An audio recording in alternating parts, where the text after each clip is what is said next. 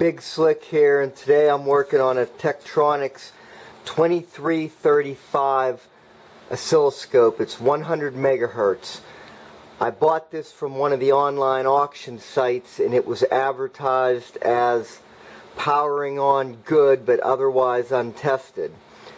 Well, like is often the case, that was a pretty loose description.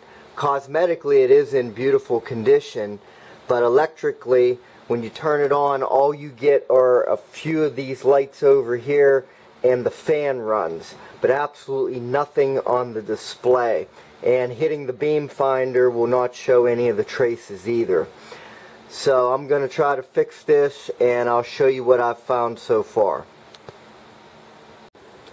The first step I did was verify the power supply voltages were both proper and clean from AC ripple. The relevant test points are, this is ground, so you'll be referencing this with your negative lead.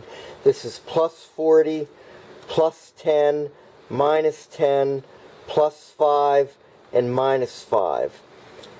And on these you want to test both DC, which those are the DC voltages, and then you want to flip your meter over to AC, and hopefully you're using a pretty good meter that can actually test the AC ripple, not one of the cheap Harbor Freight type meters. And you want to check to make sure you don't have any excess of AC riding on these rails. This was perfectly clean. These are very good Sprague capacitors. They're in excellent condition. I tested them both actually for the voltages and no ripple, and I checked them with a ESR meter. These are all excellent. No reason to change them. So the power supply was functioning fine. There's another power supply point which is plus 102, which is an odd number, but it's right here on this side A15 board, and I tested that. I used this point over in the power supply here as a reference, but I think it's just a common ground for the whole machine, including to the case. So I tested that, and it was fine for plus 102 and also for no AC ripple. So at that point I had to troubleshoot further. I checked the manual, and it's quite complex, the troubleshooting steps they want you to go through. So what I decided to do was, just for the heck of it, I would shotgun test all of the capacitors, both electrolytic and any of the surface mounted axial ones that are on these boards. And I figured that, well, I'll check that with both an ESR meter and a regular ohm meter. And the reason is that if a capacitor shows short, it can test low for ESR because obviously there is a short, but you want to test it also with an ohm meter, which is a DC test, and you want to make sure that there's no short with the ohm meter.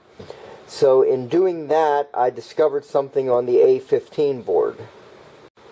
So over on the A15 board, I found that this capacitor here, which I actually went ahead and cut out of circuit to make sure it wasn't a false positive, this capacitor is testing almost a complete short.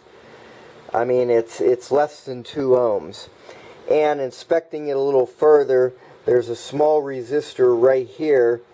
It looks like a 1/4 watt, and this one's all charred up too, so apparently it took out this resistor.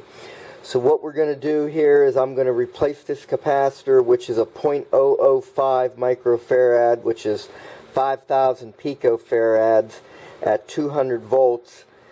And I'm going to go ahead and replace this resistor, which is 1600 ohms.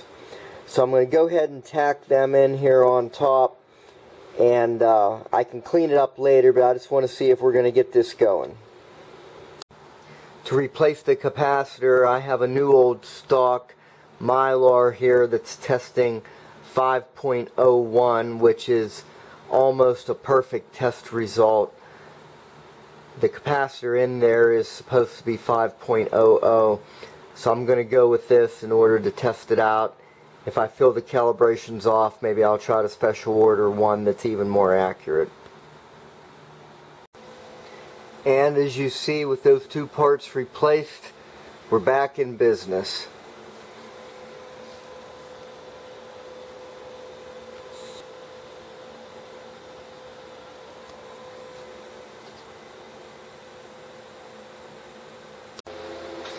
And here's a picture of the oscilloscope showing a 1 megahertz square wave from my Heathkit oscilloscope calibrator.